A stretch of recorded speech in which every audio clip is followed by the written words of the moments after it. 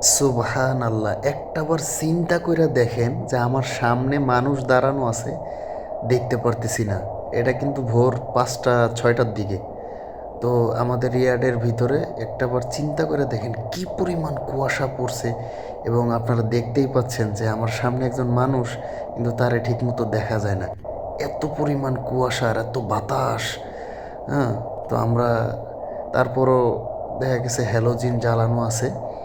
আহ, কাজ করার চেষ্টা করতেছি। দেখেন কি পরিমাণ বাতাস আর কি পরিমাণ কুয়াশা আসতেছে। বাহিরের দেশের থেকে কিন্তু কম না, এত পরিমাণ কুয়াশা এবং দেখা যাইতেছে না। তার মানে একটু সামনে একজন থাকলে তারা দেখা যাইতেছে না। ওই যে দারোয়ান যারা ছিল নাইট গার্ড, আর রাত্রেবেলা আগুন ধরে তারা একটু আগুনের তাপ টাপ নিতেছে, কারণ টেকা যাবে না তো। বাইরের দেশের থেকে কম না, যে পরিমাণ ঠান্ডা কোনো অংশে কম না বাইরের দেশের থেকে বাংলাদেশেও।